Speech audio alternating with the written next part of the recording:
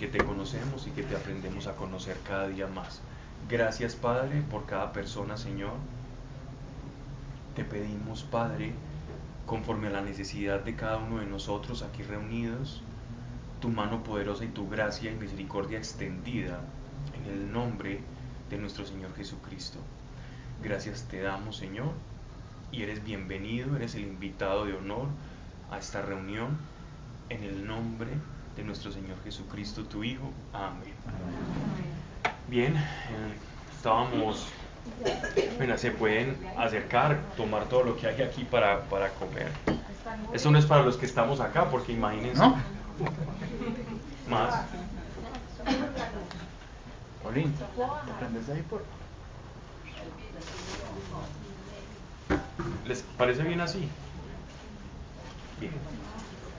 Estamos en el libro del profeta Ezequiel, en el capítulo 40. Del capítulo 40 al 43 vamos a ver toda la construcción que el ángel del Señor en visión le muestra al profeta. La charla pasada vimos o leímos toda la parte periférica del templo, que es esta que tenemos acá. Yo creo que estoy estorbando, estoy enseñando y estorbando al mismo tiempo, es curioso. Pero vimos toda esta parte hasta todo lo que rodea lo que es la muralla, que es una muralla de 3 metros. Las medidas ya vimos cómo era la conversión de codos y de palmos, ¿cierto? Para que precisamente los que llegaran a la Pascua o al día de Kippur, al día del perdón, pudiesen ver la magnificencia de donde se manifestaba la gloria de Dios. Hablábamos también de aquí en esta primera entrada hay unos 7 escalones. En estos hay 8 escalones, y después para acceder al lugar santo y al lugar santísimo hay 10 escalones, como ese increciendo que Dios demanda al pueblo, de tal forma que las personas que entraran, en este caso los levitas, que eran los únicos que podían entrar al lugar santo, tuvieran como una ascensión, ¿no? Es decir, la santidad siempre es como encumbrarse a la altura de Dios. Eso simboliza las medidas de esas escalinatas: 7, 8 y luego 10. La santidad de Dios es en ascenso. Nosotros tenemos dejar ese viejo hombre y alcanzar la santidad de Dios. Recuerden que en el atuendo, en el ornato de los levitas y de los sacerdotes, ellos tenían una tiara que decía propiedad del Señor, el sacerdote levita. Entonces, simbolizando que la propiedad de Dios debe ser santa, y esa santidad está reflejada en ese ascenso por las escalinatas. Nosotros en la charla pasada, según lo que hemos leído, llegamos hasta la explicación de todos estos ingresos, ¿cierto? Esto también, cómo estaban construidos y todo esto. Vale, así que vamos mirando donde alguien que me recuerde en el punto exacto donde quedamos. Yo creo que íbamos al 41, ¿no? No, porque ya habíamos... 42.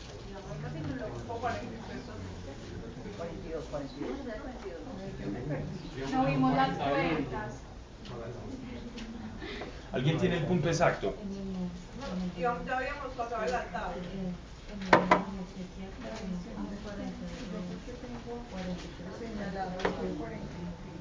Si tú tienes señalados, ¿por qué vamos a empezar ahí? Entonces vamos acá, es de todas las representaciones arquitectónicas o reconstrucciones de esta profecía, esta fue la más exacta. Me di el tiempo y la tarea de buscar las que tuvieran una representación más semejante a la de la Septuaginta y la Vulgata latina, a los números reales, y esta fue la que más se acomoda. De todas formas, para una interpretación correcta y exacta de esta visión de Ezequiel es muy difícil, porque al que lee estas palabras le toca hacer ciertas aproximaciones, porque no es lo mismo una descripción, así tenga medidas, de todas formas quedan algunos vacíos como para lo que da paso como a lo subjetivo. Entonces dicen, bueno, de este espacio a este espacio, ¿cómo sería la construcción? ¿Sería curva? ¿Sería rectangular? Entonces nos toca hacer uso de las medidas del tabernáculo del Éxodo y también de las medidas de Reyes en el templo de Salomón. Y de esa forma, entonces, creo que esta sería como la representación más correcta. Ahí va a correr, dale. Sí, ahí va corriendo, ahí van mostrando, incluso con el capítulo, más o menos cómo sería lo que estamos viendo. Mientras tanto, yo voy leyendo el capítulo 42. Bueno. Sacóme al atrio exterior del septentrión y me llevó al departamento que está frente al espacio cercado y a la construcción que mira al norte. Era de un frente de 100 codos de largo al lado norte y tenía 50 codos de ancho, dando al espacio vacío, de 20 codos del atrio interior y al enlosado del atrio exterior. Ahí están mostrando las palmeras, aunque estas palmas que están mostrando acá sí tienen como cierta inexactitud, porque las palmeras, según lo que Dios le describe aquí al profeta, eran talladas, no eran pintadas, sino que eran talladas, como las columnas romanas, ¿cierto? O griegas, que tenían tallados arriba. Esas eran todos en relieves, tallados, no era algo así como tan básico, ¿no? Delante de las cámaras había un corredor de 10 codos de ancho y 100 codos de largo. Sus puertas daban al norte. Las cámaras superiores, como las terrazas, quitaban espacio. Eran más estrechas que las inferiores y las intermedias del edificio. Esas puertas que están mostrando en este momento, que yo les hablaba, en estos lugares es donde se esconden o son los puestos de los guardias con la respectiva ventana.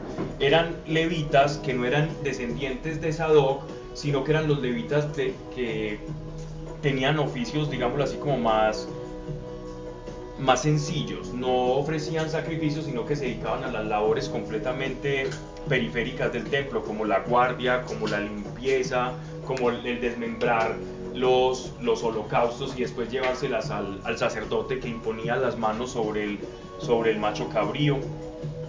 Y entonces se iban ubicando aquí en estas torres, y dice que en un principio son más estrechas y se van anchando. Esto también, digámoslo así, se ve reflejado en las construcciones medievales. Los castillos, los que han tenido, por ejemplo, la oportunidad de ver el castillo de San Felipe de Cartagena, que ves esos túneles, esos pasillos que se van como haciendo cada vez más angostos, y eso posibilita la defensa de una fortificación, de un torreón, una fortaleza, un castillo, etcétera, etcétera. En este caso era pensado para la defensa del templo, ¿cierto? Porque hay personas que le dan interpretaciones a esto, pero era simple y llanamente como motivo de defensa. Este es el río que corre, esta es la losa de la que nos están hablando aquí en el capítulo 42, es esta parte que recubre la losa. Aquí nos están mostrando todas las entradas. Esta es la parte norte, ¿cierto? Y la puerta oriental, que va a ser en la que el ángel y los querubines siempre se posan. Los ángeles y la presencia de Dios siempre llega desde el oriente. Y así ocurrió en el tabernáculo, así ocurre en el templo de Salomón cuando llevan el arca de la alianza y la depositan en el Santo Santorum, y así igualmente va a ser en el templo que nos está demostrando Ezequiel. Entonces dice,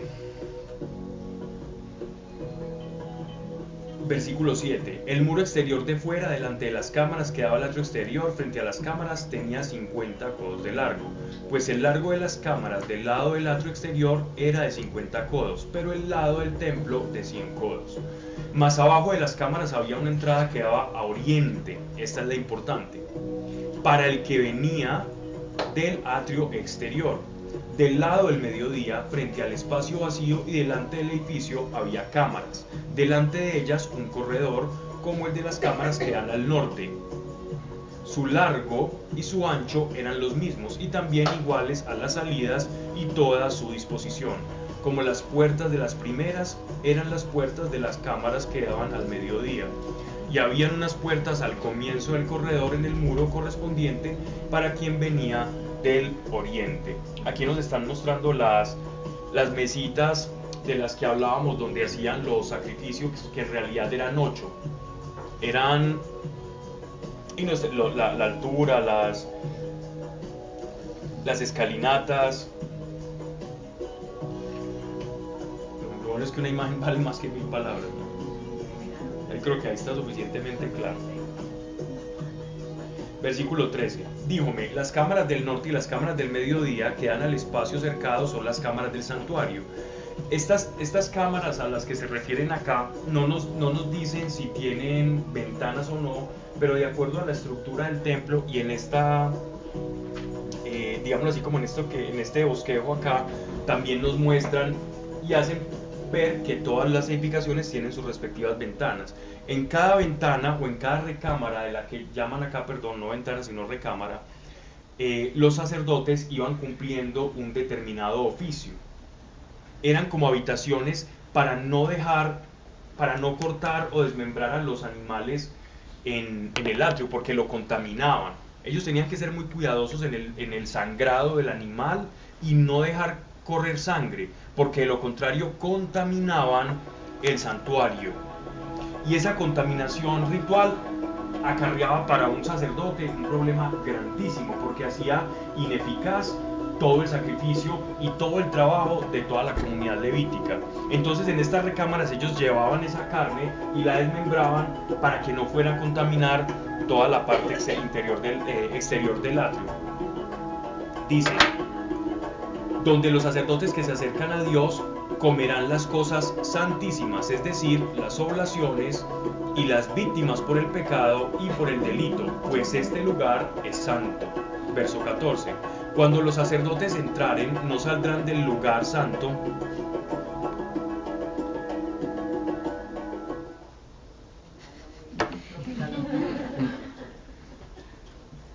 dice, no saldrán del lugar santo.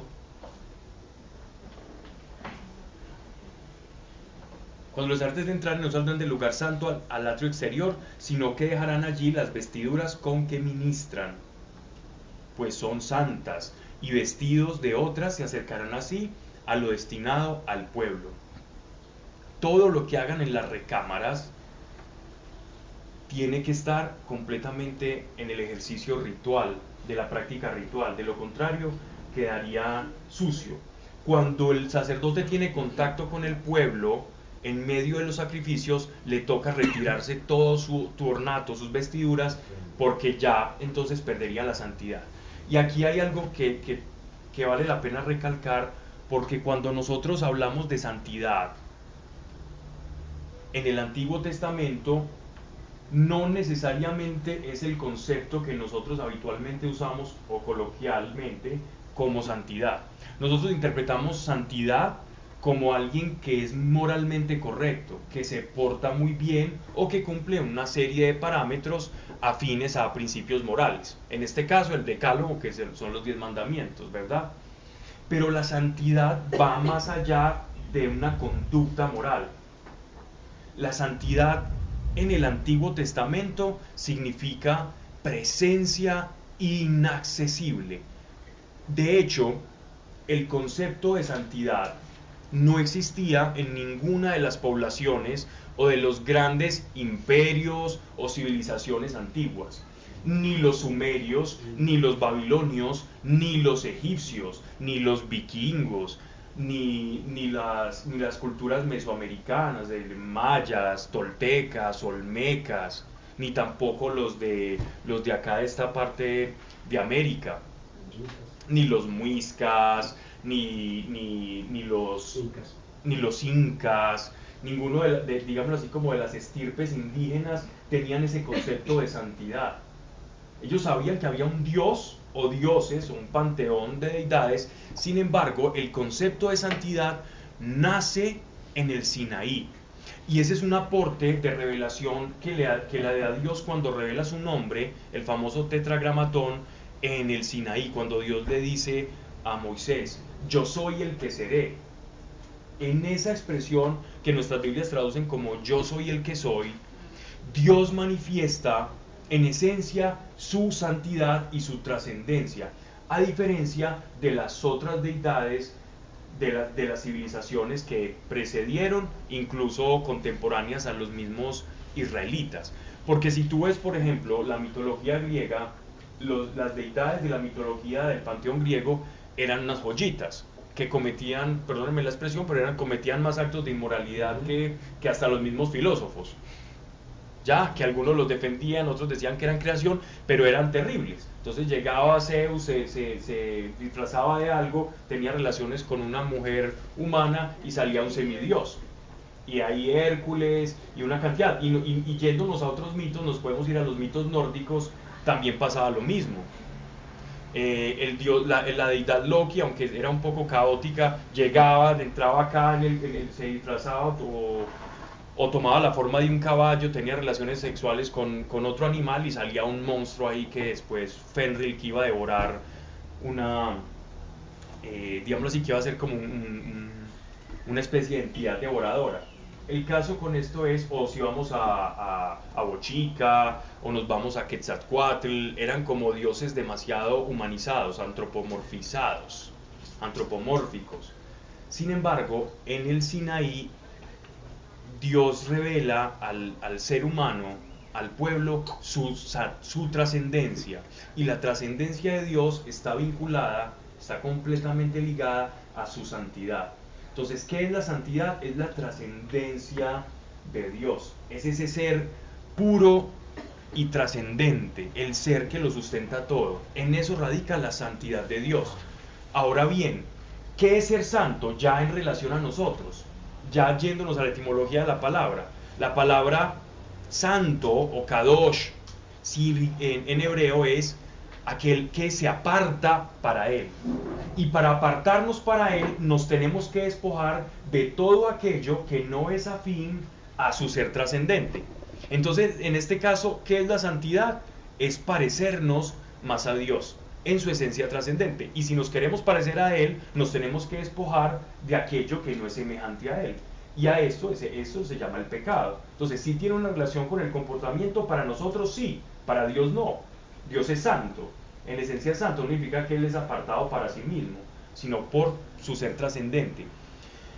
Y es el templo, en últimas, un lugar que va a reflejar desde su propia estructura, desde la edificación y el detalle del templo, el recinto para que more su santidad y su trascendencia, y para que otros pueblos puedan ver que el judío tenía un Dios trascendente y santo, cosa que no entendían los demás pueblos.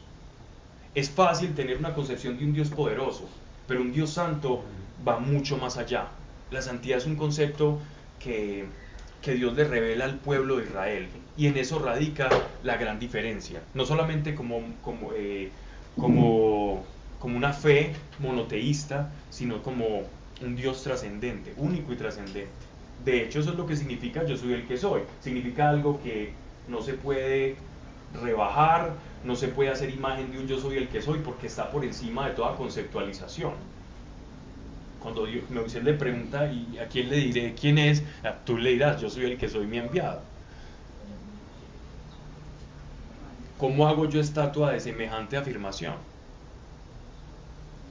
Dice, Pablo, uh-huh. yo tengo Dime.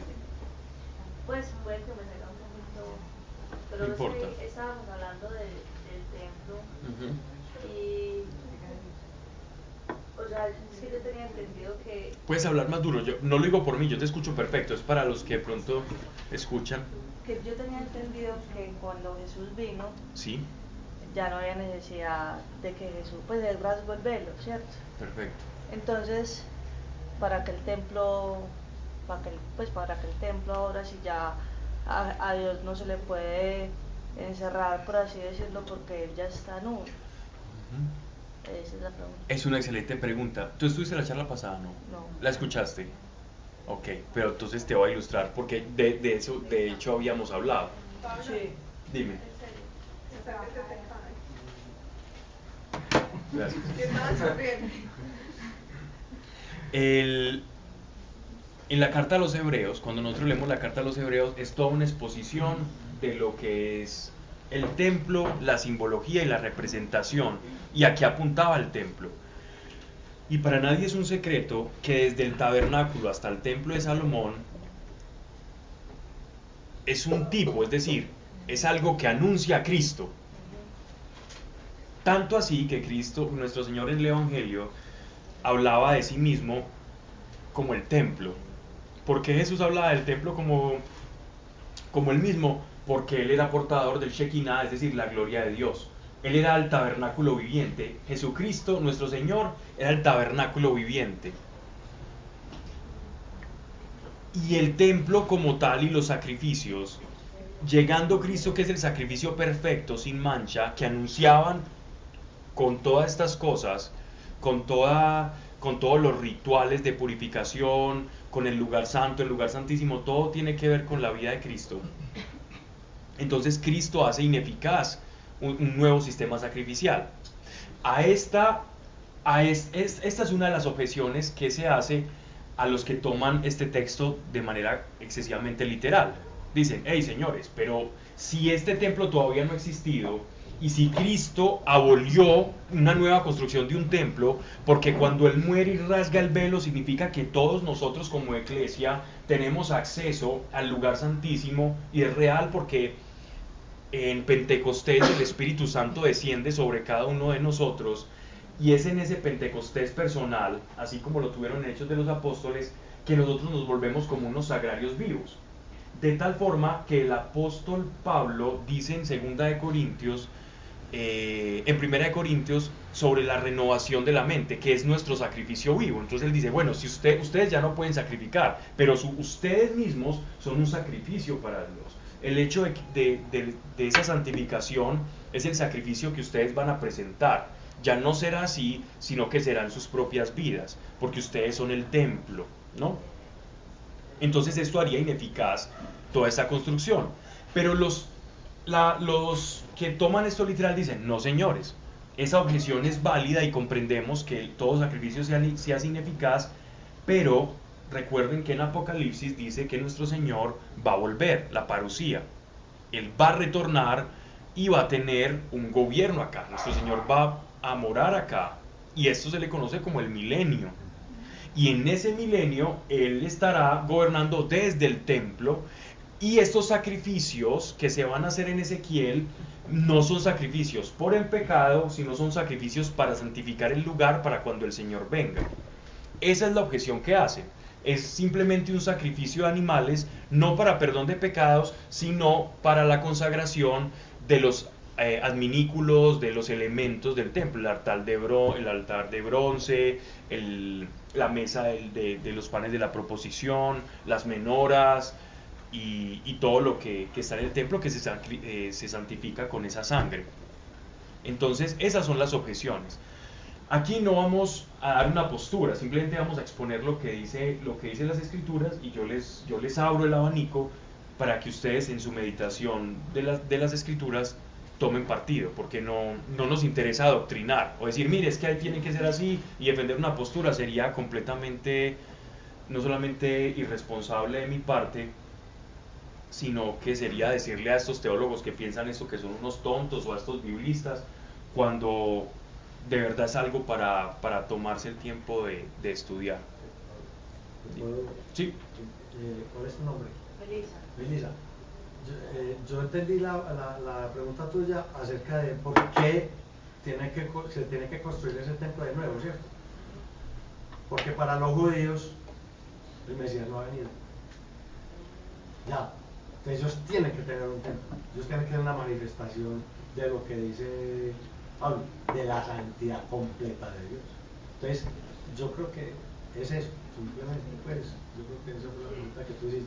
Para ellos, para los judíos, el Mesías no ha llegado, entonces ellos lo están esperando todavía, entonces ellos tienen que construir. De hecho, apuntando un poco en lo que estás diciendo, lo dice el apóstol Pablo en la carta a los Romanos, la unión que va a haber y la revelación que va a tener el pueblo judío. Es decir, nosotros estamos como en un tiempo en el que nosotros ya tenemos la gracia, ¿cierto? Pero ellos están en un momento de expectación. Así que el judío, por eso nosotros no podemos menospreciar o despreciar al judío, sino todo lo contrario. Porque ellos, el hecho de que ellos no hayan llegado a la fe como nosotros, no significa que no vayan a llevar. Porque el apóstol Pablo dice que incluso allí hay un gran misterio. Y es que en la manifestación de Cristo, precisamente, Él va a recolectar toda la iglesia. Y toda la iglesia también incluye a los judíos. Porque los judíos tienen fe en Cristo, solo que no pasaron por el tránsito del siervo del Señor, es decir, por el Cristo doliente, sino que van a ver, a reconocer a Jesús triunfante. Y Él va a recoger a toda la mies. De hecho, eso tiene que ver un poco con los 144.000, ¿cierto? La iglesia y el pueblo de Israel. Los santos, porque no todo el que es israelita o el que es judío es de verdad judío, hay simpatizantes. Todo judío no es israelita y todo israelita no es judío. Bueno, vamos entonces con estas medidas.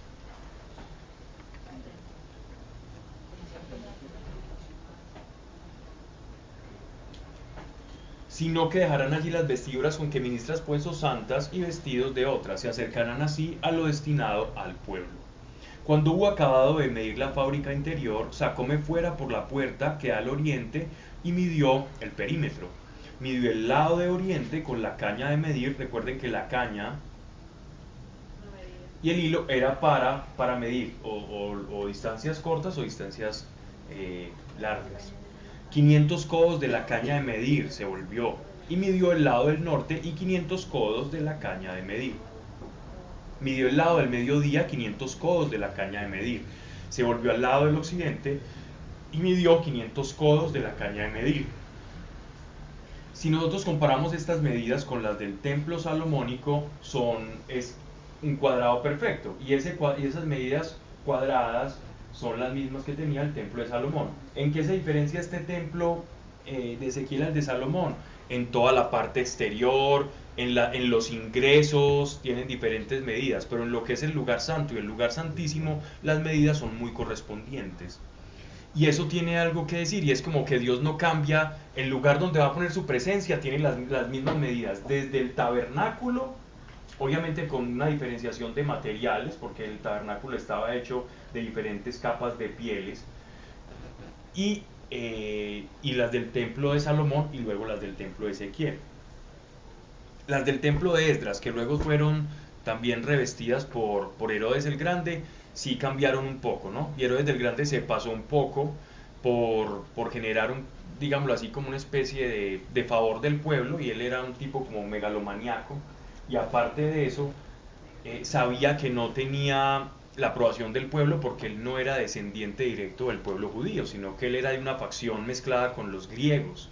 Y en ese orden de ideas, entonces él tenía que sacarse como ese rabo de paja que tenía, y les construía y les ayudaba en el templo, les ponía construcciones maravillosas, fuentes curativas, un sistema de acueducto que hasta ahora los arqueólogos están todavía mirando, y es impresionante el sistema de acueducto de alcantarillado de Herodes. Era un constructor interesante, pero que, digámoslo así, por intentar hacer más ostentoso el templo, metió mucho su mano. Midió el lado del mediodía, 500 codos de la caña de medir, se volvió al lado del occidente y midió 500 codos a la caña de medir, midió el muro de cintura a los 4 vientos, tenía 500 codos de largo y 500 codos de ancho, y separaban lo santo de lo profano. Miren qué bonita aquí la entrada con las dos columnas que las hicieron muy parecidas a las del templo de Salomón. Miren, si hay algo interesante, este es el altar de bronce donde hacen los sacrificios. Estos son los cuernos que representan el poder del que hablábamos, la parte, y eso tenía una especie de rejilla que servía como parrilla, ¿cierto? Y aquí hacían el sacrificio y hacía la elevación el sacerdote para el día del perdón y también para el día del jubileo, y en eso ocurría cada 7 años ese día del jubileo. Y lo más bonito de esto es que todos los verdaderos judíos tenían que perdonar sus deudas.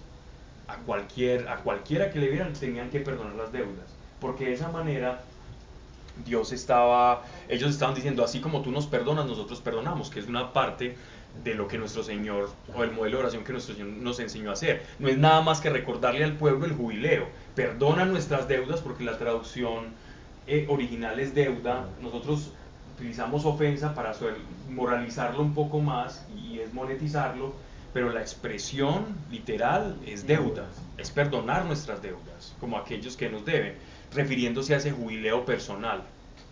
Eso lo podríamos enseñar un poquito a las entidades bancarias.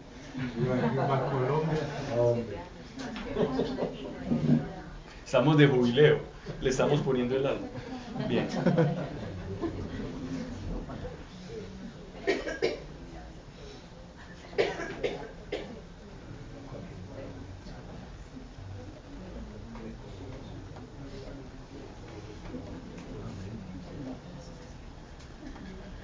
Sigue pasando el templo, no sabía que era... ¿Está repitiendo? Sí.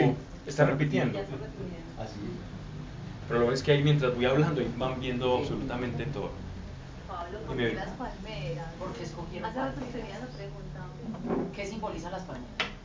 No. Ve, lo que pasa es que en los templos, tanto los sigurats, que son las edificaciones sumerias, las fortificaciones y edificaciones egipcias, siempre en las murallas se acostumbraba a hacer una decoración del entorno. Lo que hacen ahora, por ejemplo, incorporar toda la vegetación del entorno, ¿sí? Pero era tallada. Lo que pasa es que aquí nos la muestran muy simplona, pero eran palmeras talladas, que hacían parte, la misma columna era tallada la palmera, como si la palmera abrazase la columna.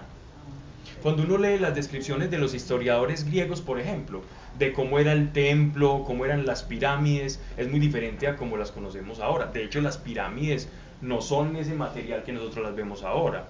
Y la punta, ¿cierto?, de ese tetraedro era en oro. Era en oro y eran blancas completamente, que refractaban la luz. Una obra impresionante. Y todo el que llegaba a ver las pirámides quedaba completamente asombrado. Por eso era una de las maravillas del mundo antiguo. Ya después los saqueadores y todo eso acabaron con eso.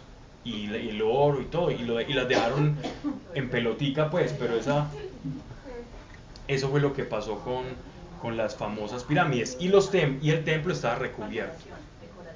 Sí. Pero que incorporaba el lugar al que se encontraban. Pero hay de aquel que se atreviera a poner un símbolo que Dios no hubiese puesto en la visión, porque eso fue lo que les pasó. Y Ezequiel, miren que en la visión Dios, el ángel lleva a Ezequiel al templo antes de que Nabucodonosor lo destruyera, y él lo lleva, y recuerden qué fue lo que vio él en los pasajes estos que llevan a las habitaciones y a las recámaras de los levitas. Habían seres como reptiles, o sea, eran puros dioses, puras deidades prestadas de los egipcios, porque los egipcios eran los amigos que siempre llegaban al rescate después de la época salomónica. ¿Para qué? Para defenderse de los sumerios, de los babilonios, de los asirios. Ellos siempre buscaban la ayuda de los egipcios. Entonces, para congraciarse con ellos, la clase dirigente y sacerdotal ponía sus deidades dentro del templo. Entonces eso era supremamente delicado. Dice, capítulo 43, ¿verdad? Esto se va poniendo más interesante. Llevóme luego a la puerta que da al oriente. Aquí pueden ir viendo dónde son las puertas, dónde está el oriente. Aquí están mostrando es la puerta norte, las distancias. Llevóme luego a la puerta que da al oriente y vi la gloria del Dios de Israel venir. ¿De dónde viene la gloria de Dios? Del oriente. ¿De dónde llegaron lo que traducimos nosotros como Reyes Magos? Del oriente. ¿Cuál es la razón? ¿Recuerdan quiénes eran los Reyes Magos? Eran los de la diáspora. Exacto. Ellos venían de la diáspora. Ellos venían de la diáspora y estaban en Babilonia. Eran un grupo de sabios que nacen en esta misma diáspora y fueron de la escuela de profetas de Daniel. Y ellos realmente sabían observar por revelación divina los astros. y ellos sabían los tiempos y sabían leer las profecías y medir los tiempos.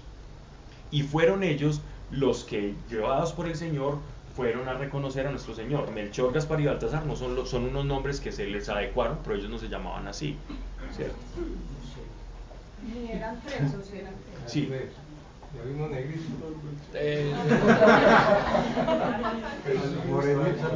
Se habla de Melkor, de Gaspar y Baltasar, y siempre ponen a uno morenito, a otro amarillito, como para quedar bien con todo el mundo, pero no sabemos realmente. Lo único que sí sabemos es que eran judíos de la diáspora, que llegaron y que eran estudiosos de las profecías y que recibieron todo ese acervo, porque recuerden que no todo el pueblo que fue cautivo en Babilonia, no todos retornaron cuando el rey Darío el persa les dio la facultad para que ellos regresaran a la tierra prometida. Muchos ya habían conseguido dignidades y cargos después de Nabucodonosor y Daniel en el observatorio. La palabra mago no significa que hace magia.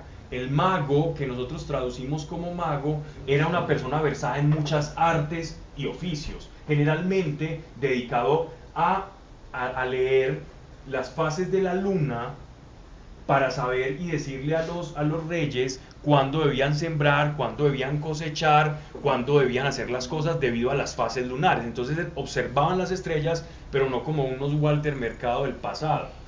Ellos la observaban en función de la siembra y de la cosecha.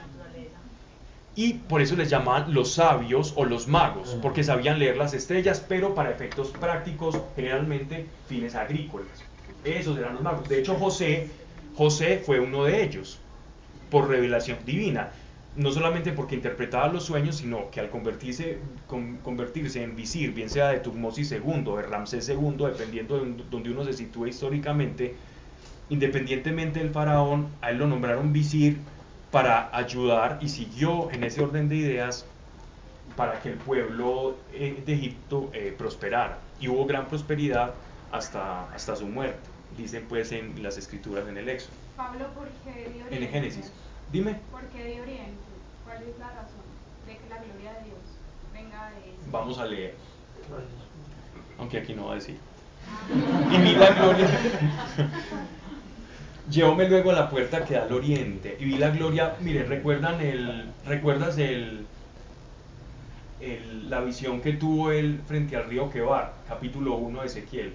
Claro, que se le vienen todos anillos. Exacto. El río Quebar, una rueda sobre otra rueda.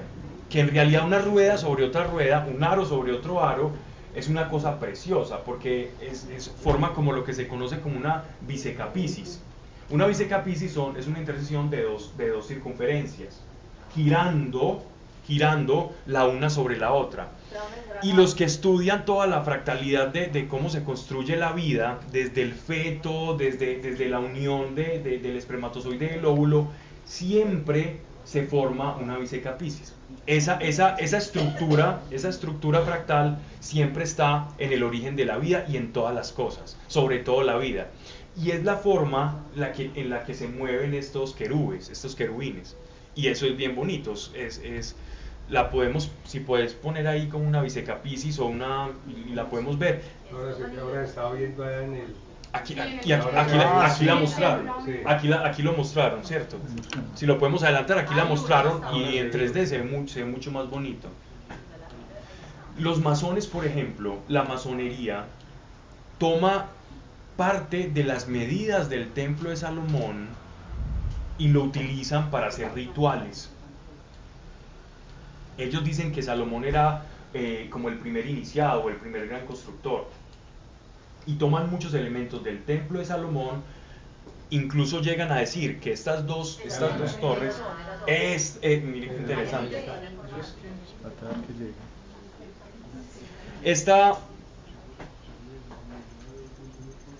Esta masonería toma elementos o matemáticas del templo de Salomón para hacer sus ritos y hacer sus cosas. Y ven en las dos torres de oro que estaban en el pórtico de Salomón, ven como un 11. Y para ellos el 11 significa como la puerta de entrada al conocimiento, la puerta de entrada al lugar santo. Miren, estas son las esferas sobre las esferas. Sí, esos son así, como ese mayor Que nos pongan el video de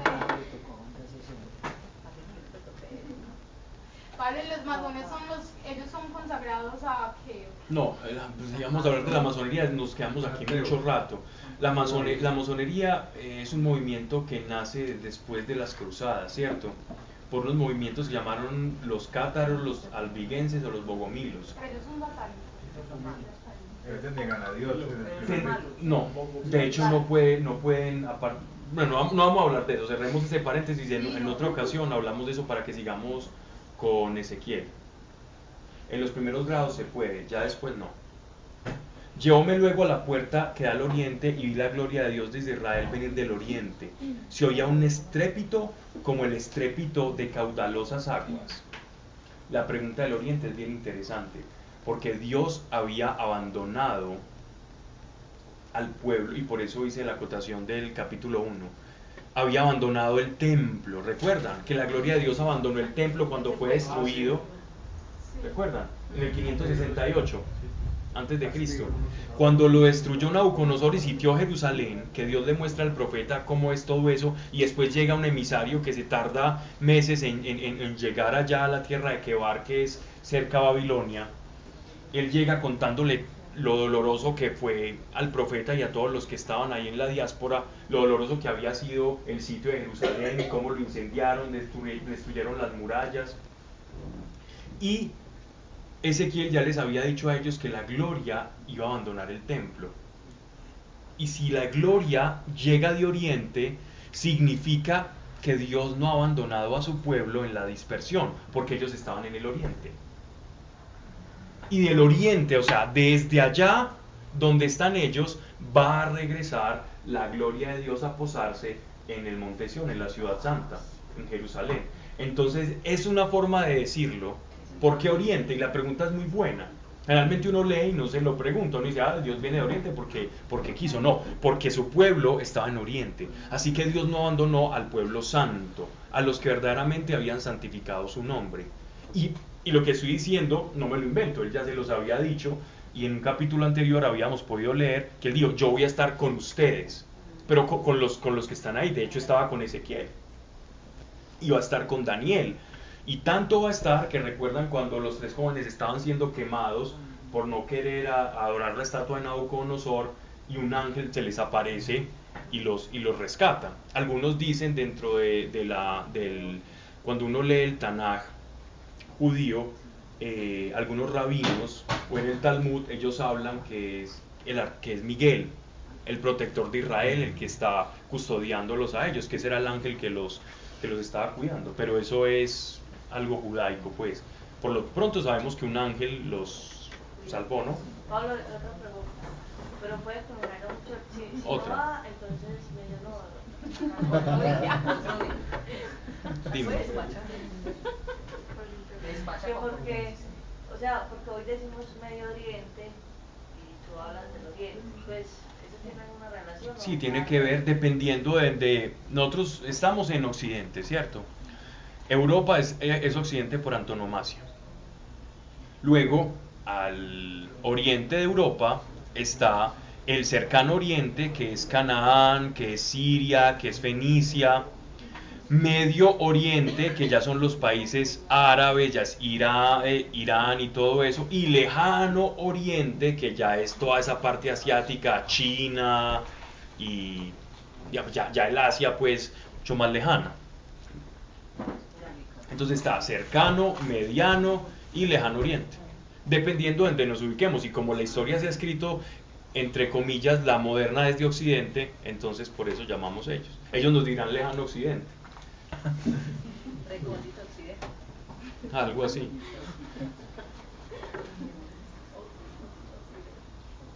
Ok. Yo me luego a la puerta del oriente y vi la gloria de Dios de Israel venir de oriente. Se oyó un estrépito como el estrépito de caudalosas aguas, y la tierra resplandecía del resplandor de la gloria. Este resplandor tiene que ver, y esto es muy importante, con la transfiguración de nuestro Señor. Cuando nuestro Señor se transfigura en el monte, que llama a dos de sus apóstoles, ¿recuerdan quiénes eran? Pedro y Juan. Pedro y Juan. los queridos de él. ¿Recuerdan por qué llamó a tres? ¿Por qué llamó a 3 y por qué no llamó a los 12? Los testigos. Eran los íntimos. Eran 3 testigos. Porque según la ley se necesitaban 3 testigos. Ah, Como mínimo 2. El ideal 3 testigos. Y él llama a 3 testigos para mostrar su gloria. 3 testigos que iban a dar testimonio apostólico de haber visto la gloria de Dios en el unigénito del Padre. Esa es la manera de mostrar su gloria. Y es ese resplandor hecho hombre, esa causa no causada en Cristo. Entonces miren esto tan bonito cuando dice: y la tierra resplandecía al resplandor de su gloria. Verso 3, el aspecto de lo que veía era como lo que vi cuando vino el Señor a destruir la ciudad, y en todos los aspectos como los de la visión que vi cerca del río Quebar. El río Quebar es el que atraviesa al exterior de la muralla de la gran muralla babilónica. Caí rostro a tierra mientras la gloria de Dios penetró en la casa por la puerta de la fachada que da al oriente. El Espíritu me levantó y me llevó al atrio exterior. Es decir, él estaba fuera del templo, mirando el templo desde el montículo. Recuerde que el ángel lo lleva hasta el montículo y él está viendo toda la muralla y toda la construcción.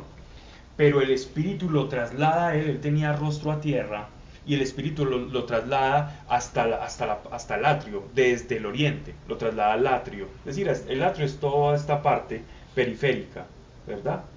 Esto ya es la muralla. Recuerden que los gentiles, había una parte hasta donde podían entrar los gentiles, de resto ya no tenían acceso si no eran circuncidados o no profesaban la fe. Dice: el Espíritu me levantó y me llevó al atrio exterior, y vi la gloria de Dios llenar la casa, y oí que alguno me hablaba desde dentro de la casa. Es decir, ya había tomado posesión del lugar que le corresponde. Mientras el varón aquel estaba en pie junto a mí, y me decía: hijo de hombre, este es el lugar de mi trono, el escabel de las plantas de mis pies. Es una expresión obviamente antropomórfica, porque la gloria de Dios no tiene parangón, no tiene medida humana, para referirse a que él iba a depositar una manifestación de su gloria, que es lo que conocen o lo que conocemos como el Shekinah, la presencia manifiesta y sensible de Dios, reflejo o proyección de su santidad extrema, que era una presencia real. Es decir, el que se acercaba ya, y recuerden ustedes lo que pasaba cuando el sacerdote no estaba preparado y se acercaba, moría. Y por eso es que el atuendo de los sacerdotes, y esto yo creo que lo he explicado mucho, pero de pronto para los nuevos, los sacerdotes en el atuendo, cuando Dios le dice a Moisés cómo ha de ser todo el ornato sacerdotal, el sumo sacerdote tenía unas campanitas, sonaban unas campanitas, y si el sacerdote, y entraba con un cordel, es decir, con una cuerda. Si el sacerdote no hacía los rituales correspondientes de santificación, la presencia de Dios lo pulverizaba, lo mataba. Entonces, si no sonaban las campanitas, lo sacaban y sabían que había muerto ante la presencia de Dios. Era supremamente delicado, entonces ellos se tomaban el trabajo muy en serio. Hijo de hombre, este es el lugar de mi trono, el escabel de la planta de mis pies, donde habitaré para siempre en medio de los hijos de Israel. La casa de Israel no profanará ya más mi santo nombre, ni ella ni sus reyes con sus fornicaciones. La fornicación, recuerden que es, primero los reyes, en sí mismo la única fornicación que podía tener un rey fue como el caso, pues la fornicación hablando en términos carnales, fue como la que tuvo el rey David con la esposa de Urías elitita. Cuando la vio en aquel balcón, ahí él estaba ahí, no fue a la guerra y se fue de puente, de muelle, y vio a esta chica y mandó a un lugarteniente que era hitita a la primera fila para que muriese. Él no se está refiriendo a esa fornicación. Aquí la fornicación es la idolatría. La fornicación, vista desde el punto de vista profético, es: si yo soy su Dios y ustedes son mi pueblo, y yo he llamado a mi pueblo mi esposa, y yo soy su esposo, entonces si ustedes se van tras otros dioses, a eso se le llama la fornicación. Entonces el profeta, cuando habla de fornicación, es que se fueron detrás de otros dioses. No que fornicaron, digámoslo así, en la carne, aunque eso sí está mal, pero estoy hablando en el sentido profético. Ni con los cadáveres de sus reyes, con sus lugares altos. Esto de cadáveres de sus reyes con sus lugares altos significaban, recuerden que en los montes hablábamos todo el tipo de aquelarres y de ofrecimientos a los dioses baales que se ofrecían, también a los dioses de la naturaleza, y también se sacrificaban y se enterraban personas en los terebintos o en los encinos, que eran árboles que ellos consideraban sagrados, y habían ritos de la fertilidad alrededor de estos árboles, y esos ritos de la fertilidad generalmente involucraban cadáveres, nigromancia, o en otros casos también actividades sexuales ilícitas o vergonzosas. Y lo hacían en montículos altos. Pusieron su umbral junto a mi umbral y sus postes junto a mis postes. Aquellos reyes que se atrevieron a hacer su morada muy cerca precisamente del templo. Para ponerles un ejemplo contemporáneo, el famoso Palacio de Antonia, donde vivió Poncio Pilatos, en épocas de nuestro Señor. Ese Palacio de Antonia, que en realidad fue una construcción de los griegos y luego latina, esta construcción utilizada por ellos estaba contigua, adyacente al templo. Es exactamente lo mismo. ¿Cómo osan poner esos reyes al lado del templo donde yo voy a manifestar mi presencia y hacen sus edificaciones? La casa cural, pues. No curar. La alcaldía, el ayuntamiento, pues.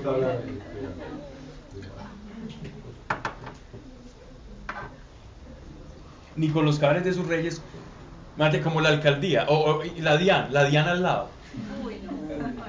¿Te imaginas? La Diana al lado de la Capilla Sixtina. Algo así.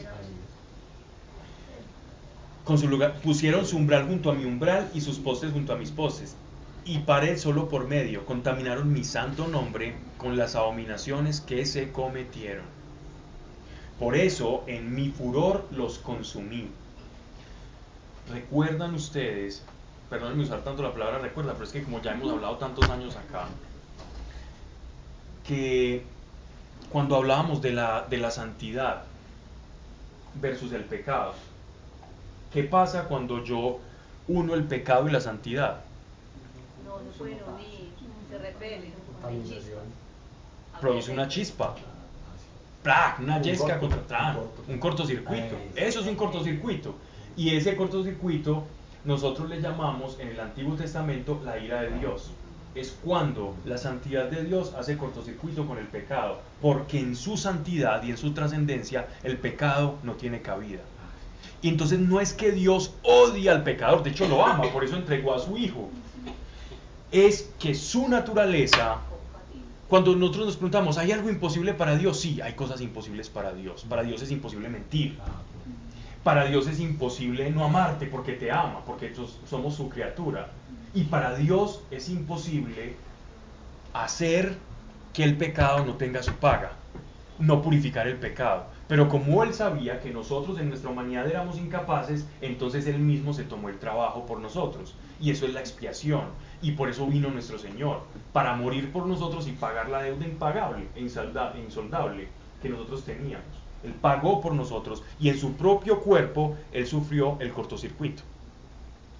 Estoy utilizando unos términos, pero que sirven para ilustrar lo que hizo Él. Él sufrió el cortocircuito de la santidad de Dios versus el pecado de nosotros en su propio cuerpo, para que nosotros tuviéramos acceso y no hiciéramos corto con Él. A eso se le llama la justificación y la expiación. Versículo 9. Pero ahora arrojarán lejos de mí sus fornicaciones y los cadáveres de sus reyes, y habitaré en medio de ellos para siempre.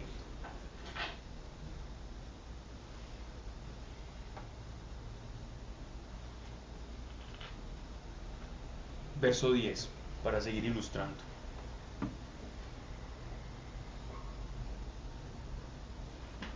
Y tú, hijo de hombre, describe a la casa de Israel este templo. Es tan importante, tan detallado, tan radical y tan enfático Ezequiel en estos pasajes, y las visiones son tan estrictas que nosotros, como lectores de esta revelación, no podemos pensar que solamente, o bueno, sí podemos pensar, pero esto nos lleva antes a pensar que el templo, que este templo tiene que manifestarse, que este templo se tiene que hacer material, porque está en exceso detallado. Y él está diciendo, cuente esta visión. No cuente esta visión como una simbología, cuéntela. Porque esto va a servir de ancla para que cuando estas cosas sucedan, nosotros que ya lo hemos leído podamos definir y decir, el tiempo está cerca, no sabemos el día ni la hora, pero por las señales podemos más o menos ubicarnos. Uno dice, está empezando a hacer calor, lluvias mezcladas con calor, después empieza una temporada de calor, seguida de lluvias, ya se está acercando el fenómeno del Niño. Entonces uno más o menos por el tiempo, no el día exacto ni la hora exacta, pero uno puede más o menos medir el tiempo.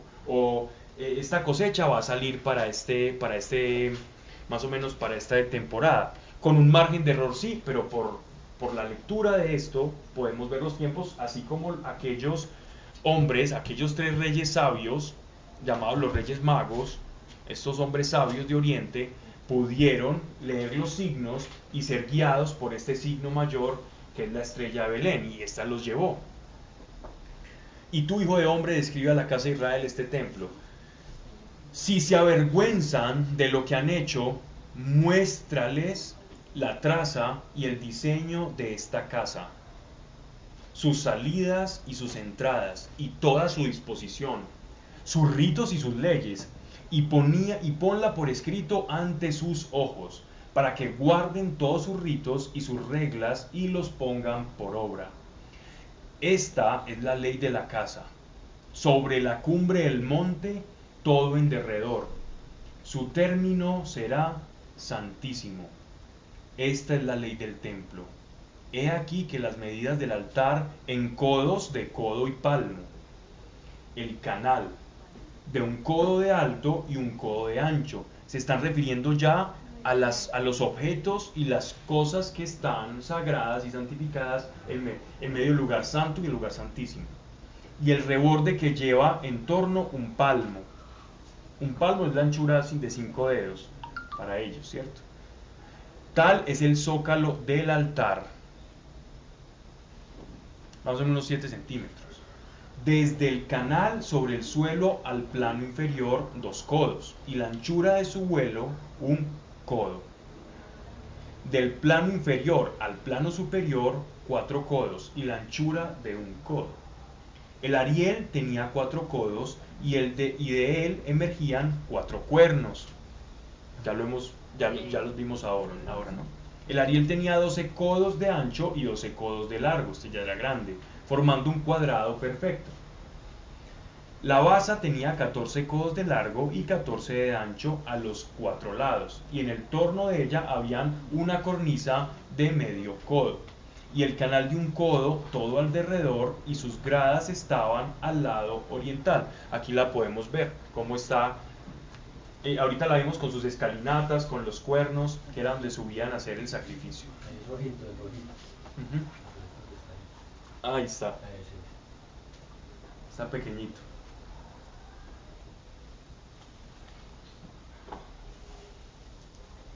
Ariel es horno, pues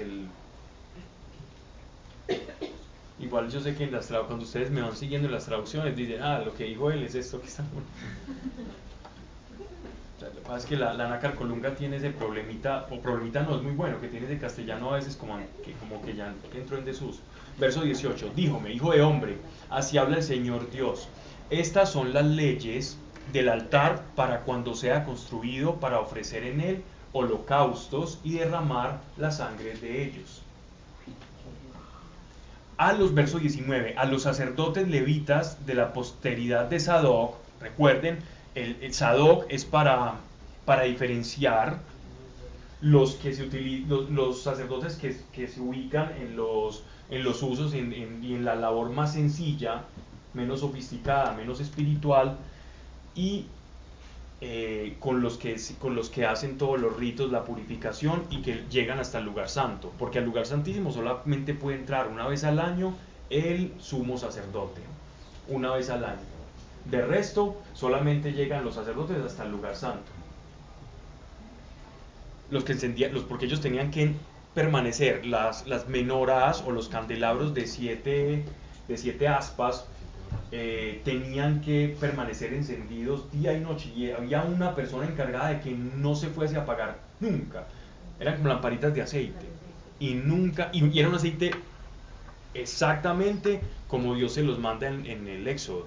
Y también los inciensos. Recuerden lo que pasó cuando un sacerdote se puso a mezclarle cositas a eso, que un poquito de lavanda, que otro poquito de aquil para que oliera más rico, por no hacer y conseguir las cosas del oficio, y lo que pasó, que fue terrible.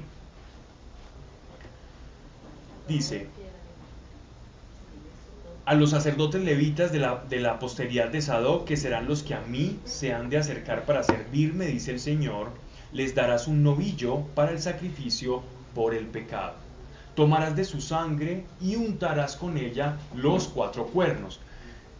Este es el punto que responde también un poco tu pregunta.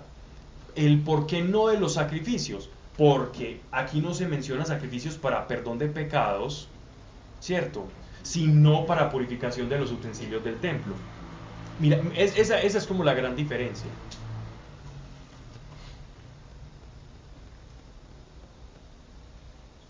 Tomarás de su sangre y untarás con ella los 4 cuernos, esto es para purificarlos, y los 4 ángulos del cuadro, y el borde todo en torno. Estamos hablando del altar de los holocaustos. Así harás la expiación y la propiciación del altar, es decir, la santificación y la preparación para que el altar sea digno. Tomarás luego el novillo del sacrificio por el pecado, que quemarás en el lugar de la casa designado fuera del santuario. Al día siguiente ofrecerás por el pecado un macho cabrío sin defecto y expiarás el altar. Otro utensilio. Miren, utensilio. Como lo hiciste con el novillo. Cumplido que hayas el rito expiatorio, ofrecerás un novillo sin defecto y un carnero de la grey sin defecto. Los ofrecerás a Dios. Los sacerdotes ofrecerán sobre ellos la sal y los ofrecerán a Dios como holocausto. Por 7 días sacrificarás por el pecado un macho cabrío por día. Ofrecerás además un novillo y un carnero de la grey sin defecto. Por 7 días se hará la propiciación del altar. Se purificará y se consagrará. Es decir, la purificación del altar demanda una cantidad de sangre mayor, porque a medida que te vas acercando, digámoslo así, al punto alto, entonces va demandando más cantidad de sangre, ¿no? Versículo 27. Cuentan los historiadores, algunos romanos, que cuando iban al día de Pascua, al día de la expiación, que eso era una humareda terrible. Era terrible. Yo he leído las descripciones de los antiguos sobre cómo era eso, y decían que eso no se podía acercar, eso era un humero impresionante que salía del templo, que no dejaba ver eso, y yo me imagino las personas como si estuvieran en una revuelta de universitarios, guardando pues las proporciones. Solo lo digo que es un número y una cosa impresionante. Pasados estos días, el día de octavo en adelante, los sacerdotes ofrecerán en el altar vuestros holocaustos y vuestros sacrificios pacíficos, y yo seré propicio, dice el Señor Dios. Es decir, todo en aras de la consagración del templo. Llevóme el capítulo 44. Llevóme luego de nuevo a la puerta de fuera del santuario que daba al oriente, pero la puerta estaba cerrada, y me dijo: esta puerta ha de estar cerrada, no se abrirá ni entrará por ella hombre alguno, porque ha entrado por ella Dios, el Dios de Israel. Por tanto, ha de quedar cerrada. Por lo que hace al príncipe, podrá sentarse en ella para comer el pan en la presencia de Dios. Entrará por el vestíbulo, el príncipe de los sacerdotes, de la puerta, y por el mismo saldrá. En algunas traducciones podrían decir sumo sacerdote. ¿Me pueden leer alguien que me lea? Otra, en todas dice príncipe.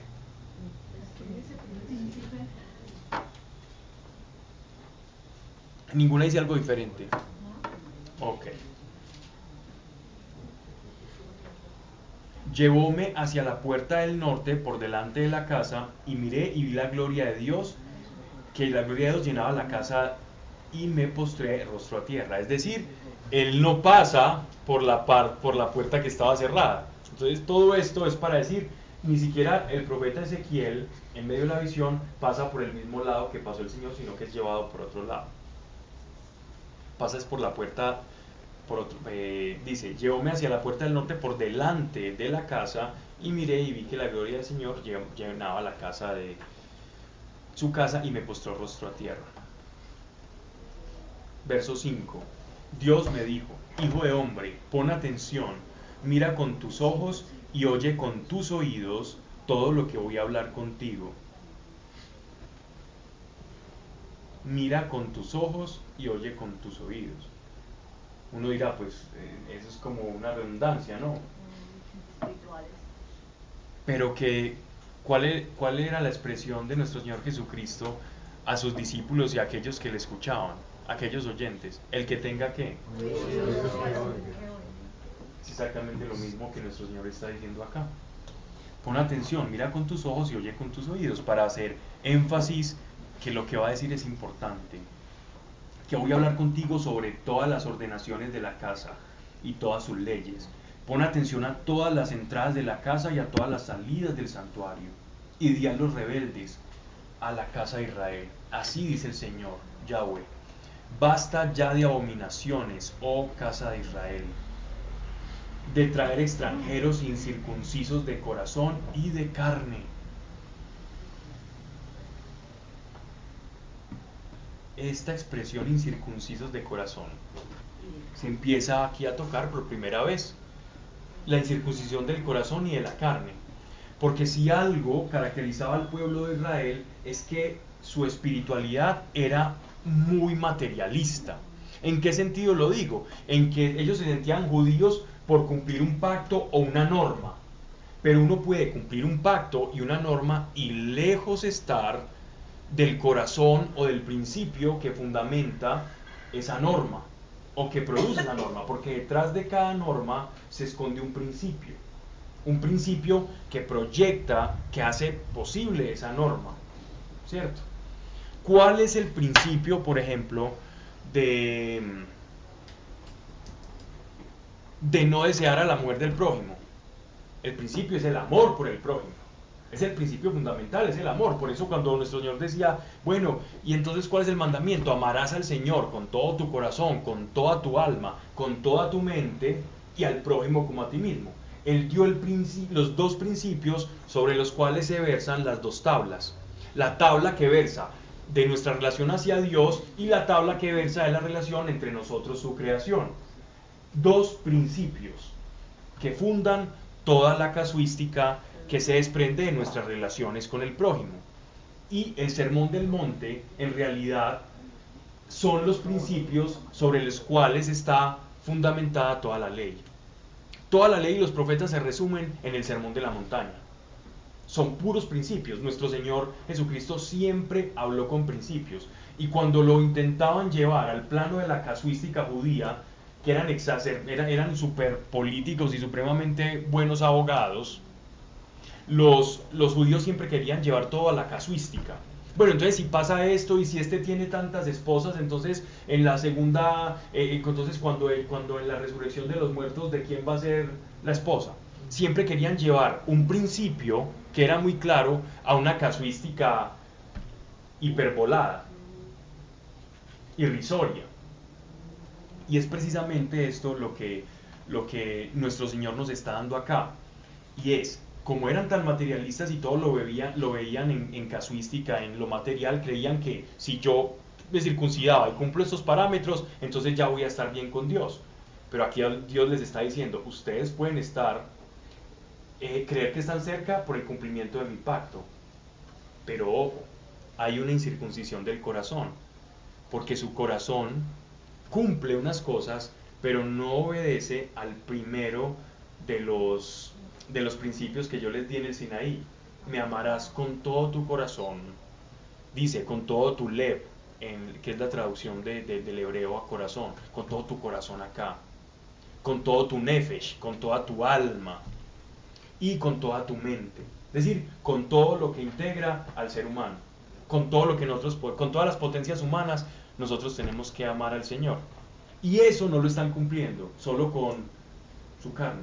Yo puedo estar en la casa de mis padres hasta los 18 años y emanciparme y digo, ¿sabe qué? Yo cumplí acá, pero yo nunca estuve de acuerdo con ustedes, y irme a vivir una vida de lapidación y de, qué sé yo, demostrando que mi corazón siempre estuvo alejado de la casa de mis padres. Eso es lo que él está diciendo, esa es la incircuncisión del corazón, palabras que usa mucho el apóstol Pablo. Y en la carta a los Gálatas, él le dice incluso a algunos de la iglesia también, oh Gálatas insensatos, ustedes empezando en la gracia, después terminaron en la esclavitud de la ley, diciéndoles, ustedes siempre estuvieron lejos de la gracia, ustedes lo que tuvieron fueron unos simpatizantes de Cristo, pero lejos de Cristo estuvieron. ¿Ibas a decir algo? No. Para que entren en mi santuario, contaminen mi casa, mientras vosotros me ofrecéis mi pan, el sebo y la sangre, quebrantando así mi alianza con todas vuestras abominaciones, y no guardando lo establecido acerca de mis cosas santas. Entonces hay cosas que son santas. Miren que la santidad no necesariamente tiene una implicación moral. La santidad implica cosas que son apartadas para que soporten la presencia Shekinah de Dios. Eso es la santidad. Nosotros soportamos la presencia del Espíritu Santo en nuestros corazones porque fuimos rociados y santificados con la sangre de Cristo sobre nosotros. Igual que los utensilios del templo son consagrados a Él, nosotros fuimos consagrados por su sangre. Por eso es que soportamos la presencia del Señor. Y por eso es que no hacemos cortocircuito con Él, como iglesia. Y por eso es que el Pentecostés pudo ocurrir, porque ellos estaban santificados por su sangre. Este es mi cuerpo y esta es mi sangre que será derramada para ustedes y para el beneficio de muchos. Antes Pablo, perdón, pero es que la santificación siempre tiene que ir con sangre. Recuerda que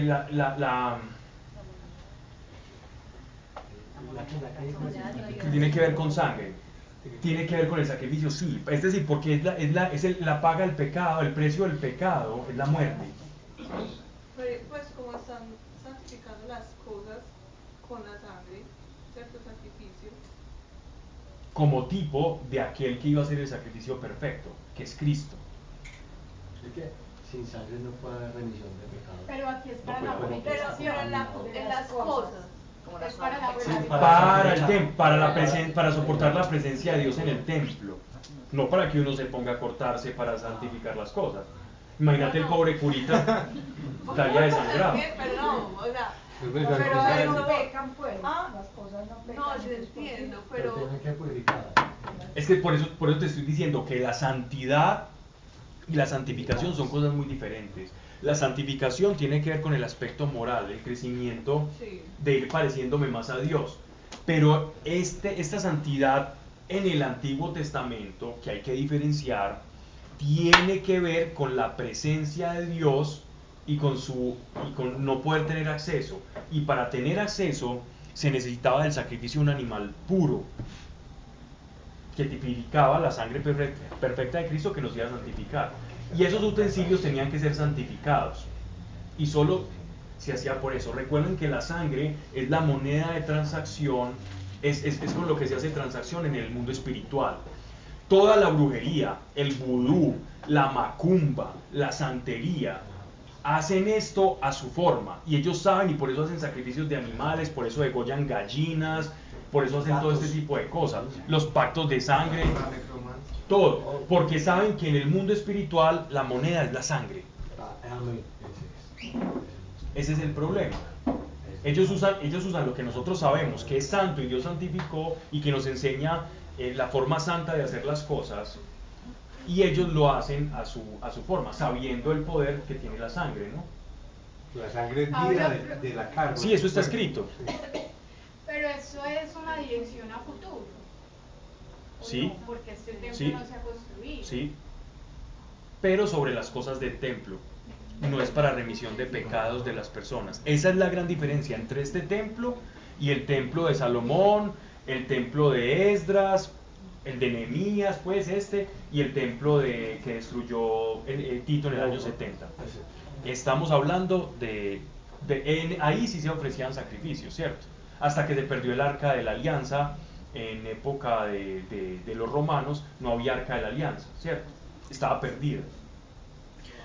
Antes, y poniéndolos como ministros de mi culto en mi santuario en lugar vuestro. Así dice el Señor: ningún extranjero incircunciso de corazón y de carne. Y es muy, muy bueno esta aclaración que hace nuestro Señor de la incircuncisión del corazón, porque Él les está mostrando. Recuerden que Dios en Ezequiel nos va revelando que su pueblo no es solo por la circuncisión, sino por el cumplimiento de un pacto de corazón, de amarlo. De cuantos están en medio de Israel, entrará en mi santuario. Verso 10. Los levitas que se apartaron de mí, cuando Israel se alejó de mí, yéndose tras sus ídolos, llevarán su iniquidad. Servirán en mi santuario de guardias de las puertas de la casa y de servidores de la casa misma. Degollarán los holocaustos y las víctimas del pueblo, y estarán ante él para servirle. Por haber servido a sus ídolos y haber sido para la casa de Israel tropiezo de iniquidad. Alzo mi mano, dice el Señor Dios, y juro que llevarán sobre sí su iniquidad, que no se acercará a mí para servirme en las funciones sacerdotales y para tocar mis cosas santas, ni las santísimas. Santas, las que están en el lugar santo; santísimas, las que están en el lugar santísimo, sino que llevarán sobre sí la vergüenza y la pena de las abominaciones que cometieron. Los dejo reducidos a hacer solamente la guardia de la casa y el servicio en el que en ella haya de hacerse. Esto más o menos está reflejado en los evangelios con la actitud que tenía Marta y la actitud que tenía María.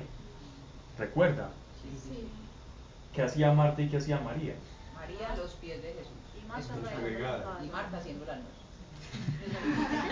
Así es, y Marta se Tal cual. porque María no le ayudaba. Y la una se quejaba de que no le ayudaba. ¿Pero por qué? Porque había encontrado algo más valioso que hacer, que incluso la responsabilidad o lo humanamente correcto o lo políticamente correcto que uno a veces tiende a hacer. El quedar bienismo. Y la iglesia se tiene que curar mucho de eso, y es intentar quedar bien con todo el mundo y hablar políticamente correcto, aun a pesar de que sabemos que estamos violentando la voluntad de Dios. Dejamos de defender la vida, porque ya es políticamente incorrecto decir eso. Es políticamente incorrecto decir que creemos en Dios y que Jesús es el Hijo de Dios, porque nos dicen que pertenecemos al medioevo, y empezamos a comulgar con el mundo, y eso es lo que les pasó. ¿Y qué demuestra eso? Que somos incircuncisos de corazón, hablando en conformidad con el Antiguo Testamento, y vamos perdiendo la sal. Y si perdemos la sal, entonces ¿con qué vamos a sazonar? Dejamos de ser lo que somos, la sal y la luz del mundo. La sal para hablar lo que hay que decir, y la luz para iluminar lo que está oscuro. Así de simple. La sal es lo que la gente no quiere, y la luz es lo que la gente necesita. Y nosotros en su palabra y en su revelación tenemos ambas. Y a veces prendemos y apagamos, o damos una un poquito, nos reservamos otra, y Dios quiere que nos demos en digámoslo así, como en ese binario, sal y luz. Decir lo que no les gusta escuchar al mundo, independiente de que yo esté en un cargo político, público o secular, en medio de lo que sea, y decir cómo pienso. No entrar en controversia, pero por lo menos que las personas sepan de qué estamos hechos. Y seguro que nos evitaremos muchos problemas y malos entendidos. por ejemplo, yo sé que a muchos de ustedes no les escriben por WhatsApp algo, ve, te invito a esto, porque ya saben cómo piensan ustedes. No, a este ni le escriba porque te va a eliminar, te va a sacar, no, a este hablemosles de otro tema. Sí, te adjetivarán de cualquier cantidad de cosas, te dirán lo que sea, tal por cual, pero porque tenés sal, porque saben, no, a este ni lo invitemos, a este ni le digamos, no le digas esa palabra a este que después nos mira raro. No se sientan mal, eso es bueno, eso significa que se están convirtiendo en sal. Y créanme que esas personas que más los van a vituperar cuando estén en una crisis existencial o en una necesidad, ¿a quiénes van a acudir primero? No a los amigos de juerga, no. Van a acudir al mojigato, al que han vituperado. Es que me ha pasado. Hey, estoy en un problema, en una necesidad. ¿Y a quién llaman? Al que criticaron. Pero porque saben que tu vida manifiesta algo diferente. Y esa es la manera en que debemos de expresarlo. Y eso es lo que Dios quiere de su iglesia, para que no nos pase. De hecho, el pueblo judío para nosotros es un espejo. Es un espejo para la iglesia. Para nosotros es muy fácil decir, pero esta gente veía unos milagros, les llovían cornices del cielo y les caía el solomito del pulpito, las alitas ahí, y ellos comían. Y después renegan y dicen, pero ¿cómo es posible? Pero miremos nuestra vida. Hemos sido llamados por Dios, hemos tenido experiencias en las que Dios nos ha hablado, nos ha prevenido de cosas, hemos tenido éxtasis con el Señor, el enamoramiento de aquel amor primero cuando llegamos al Evangelio y somos seducidos por la gracia del Señor y el sabernos perdonado nos hace amar el doble. Y todos hemos experimentado eso y después va pasando el tiempo, caemos en el coloquio de la vida y se nos va olvidando. Y ahí alguien que estuviera leyendo nuestra vida, digamos uno de esos ancianos de los que hablan en el Apocalipsis, está en el libro de la vida leyendo nuestra vida y dice, vea Dios se le manifestó, Dios lo sanó, Dios lo sacó de este problema, le mostró lo mismo. Lo mismo, ellos son un espejo. Entonces nosotros no podemos menospreciarlos, sino aprender para no caer en los mismos errores. Ellos son nuestro espejo. Mirémonos en los ojos de los judíos, que ellos son un ejemplo para nosotros. Tampoco nos vamos pues a judaizar, porque es terrible, porque estaríamos negando la gracia que nos fue dada a nosotros como iglesia. Pero debemos orar por ellos, incluso nosotros estamos llamados a orar por Israel. Eso está ahí, eso está escrito. A orar por Israel y amarlo. Y ellos nos van a decir, no, es que, y ellos, incluso cuando uno lee el Talmud babilónico, ellos creen, según el Talmud y según Maimónides y varios de los rabinos famosos sefarditas, ellos escriben y dicen que María, la Virgen María, tuvo relaciones con un centurión romano y que ahí fue que nació Jesús. Ellos dicen eso. Está dentro del Talmud. Y nos van a insultar y van a insultar muchas veces lo que nosotros creemos y se van a burlar de nuestro Señor. ¿Cierto? Pero aún así Dios tiene una promesa con ellos y nosotros les debemos respeto porque son como nuestros hermanos mayores en la fe. Lo que ellos digan o no de Jesús, eso es problema de ellos con Dios. Nosotros debemos para ellos oración. Y gracias a ellos somos claro, lo que somos hoy. Eso lo dice el apóstol Pablo. Gracias a la cerrazón de su corazón nos dio paso para que los gentiles nos volviéramos iglesia. Bien.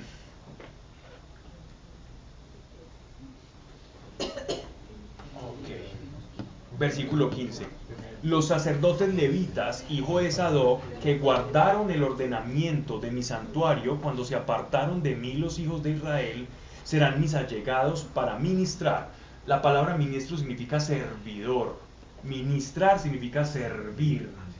Un ministro es alguien que sirve. Pero aquí cuando uno se acerca de un ministro del Interior, el ministro de Hacienda, el señor... Él nos debería lavar los pies en el buen sentido de la palabra. Y no me confundan con algún izquierdoso, sino que lo que estoy hablando es que ministro es el que sirve. Alguien que está puesto ahí para servir. Eso no sirve. Ante mí y ofrecerme la grosura y la sangre, dice el Señor.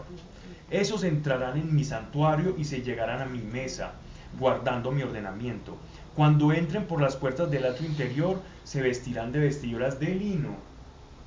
No llevarán sobre sí lana, cuando fui 100 en las puertas del atrio interior y dentro del templo. Esto de no llevar lana es bien interesante. ¿Cómo estaba vestido Juan Bautista? Con pieles. ¿Pieles de qué animal? De camello.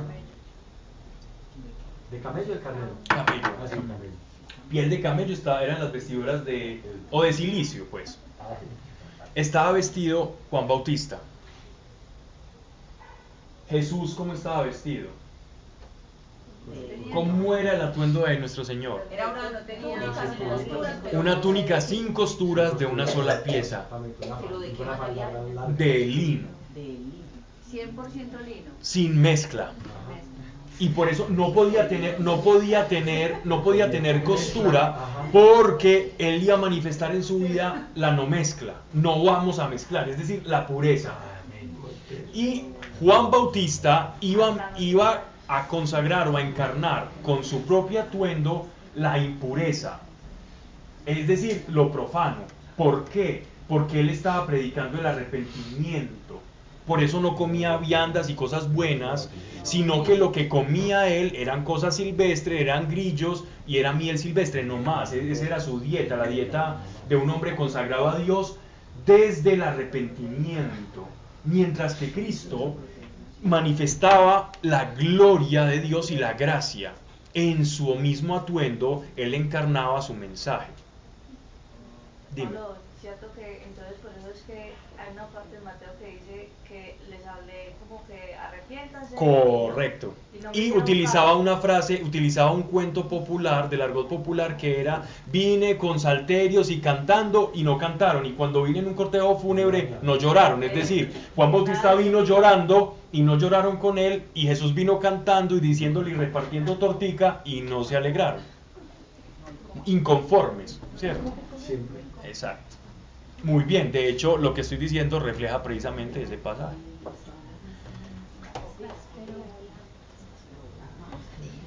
No llevarán sobre sí lana cuando oficien en las puertas del atrio interior y dentro del templo, es decir, la no mezcla. El judío no come animal o no hibridan. Los judíos no hibridan. Por ejemplo, una mula para un judío es un animal impuro. Las hibridaciones son abominaciones. ¿Saben por qué? Porque les recuerda a ellos lo que pasó antes del diluvio, el mundo prediluviano, y lo que pasó antes del arco, los nefelims. Pero ya hablaremos de eso en otra oportunidad. Es decir, la pureza del ser, de la sangre y de todo.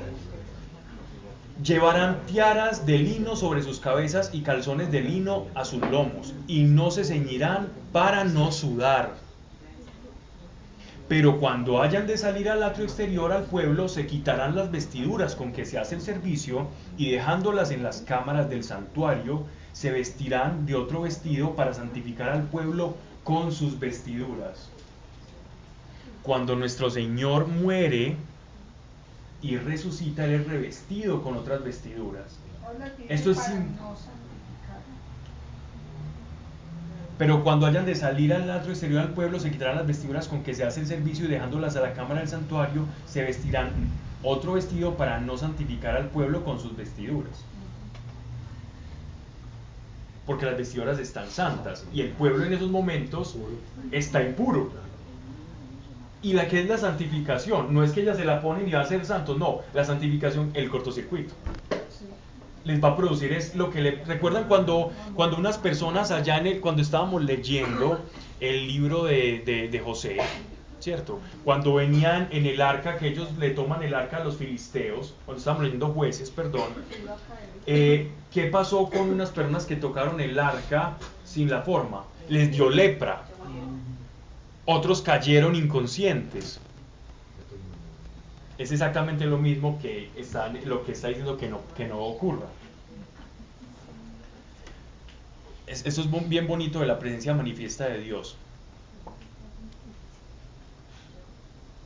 Iba a decir algo y lo perdí de vista.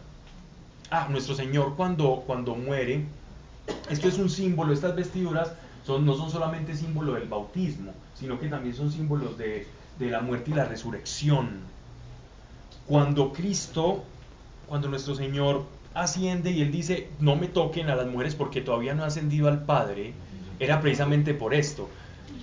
No me toquen, no me toquen porque Él todavía no había pasado. Ellas estaban impuros y Él estaba completamente purificado e iba a ser revestido de un nuevo cuerpo.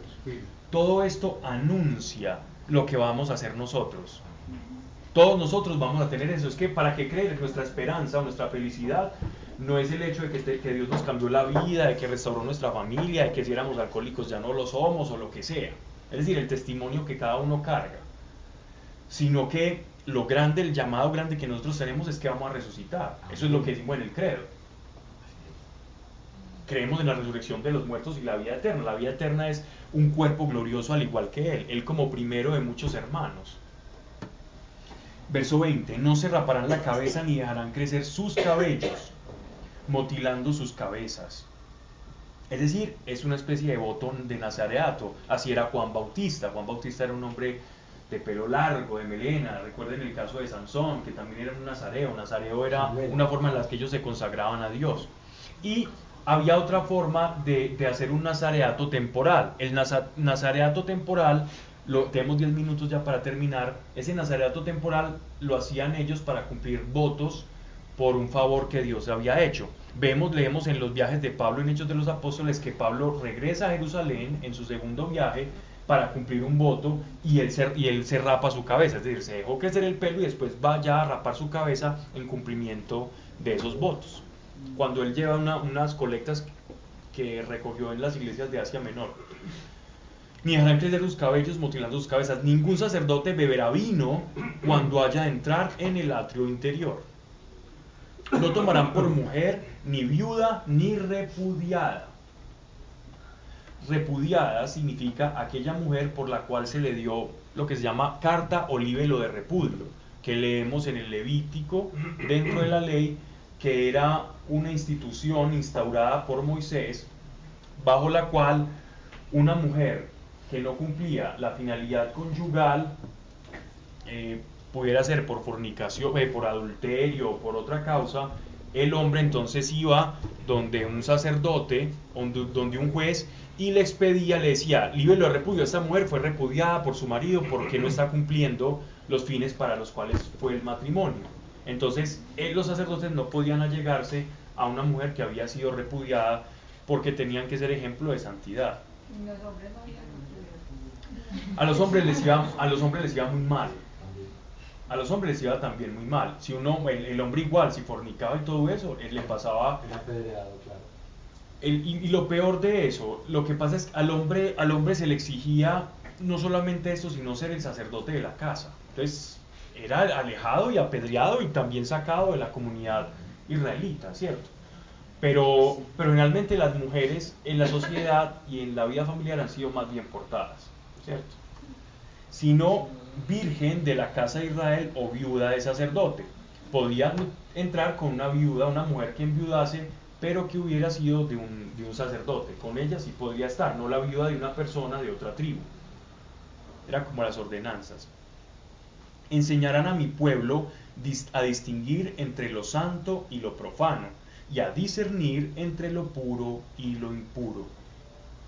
La función sacerdotal no solamente era la de todo este trabajo en el templo, que era sumamente dispensioso, sino que aquí comienzan a hacer también esa casta a la que se le conoce como los escribas, que tanto mencionan en los evangelios. Los escribas eran esos sacerdotes homiléticos, que enseñaban, que predicaban, que estaban en una parte del templo enseñando. Cuando nuestro Señor, no es que se pierda en el templo, nuestro Señor no se perdió, sino que era el día del Bar Mitzvah, donde a los 12 años él ya cumplía José se emancipó de él, dijo, Dios, yo ya le enseñé lo que sabía, ahora ya no soy yo su padre, su tutor, sino que eres tú. Y entonces por eso él le replica cuando María y José lo estaban buscando, venga, pero usted ¿por qué se nos perdió? Y le dice, no, si yo estoy en los asuntos de mi padre. Él se tomó en serio su bar mitzvah, es decir, él se tomó en serio su mayoría de edad y dedicándose a los asuntos de su padre, porque ya José había cumplido lo que la ley estipulaba, que era enseñarle al niño hasta los 12 años la Torá. Y Jesús cumplió, por eso él cumplió la ley siempre a cabalidad. No fue que él se perdió, fue que él sabía lo que hacía. Y él estaba hablando con esto de ese escriba, hablándole de las verdades del reino. Y ellos se maravillaban de por qué un niño sabía todas esas cosas si no había estudiado en la escuela de ellos, ni en la de Gamaliel, ni todas estas personas.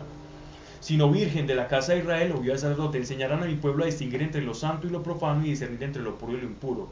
Lastimosamente la iglesia está muy callada y ya no enseñamos esto, a discernir entre lo puro y lo impuro, sino que lo políticamente correcto nos tiene completamente eclipsados.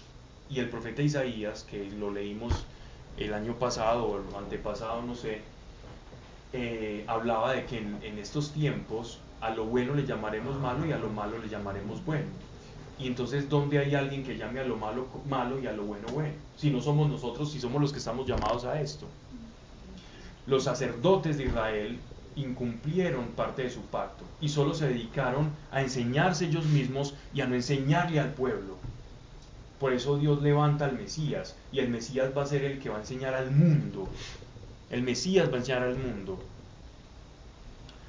Y lo ha enseñado: juzgarán los pleitos conforme a mis leyes y guardarán mis leyes y mis preceptos en cuanto a todas mis solemnidades y santificarán mis sábados.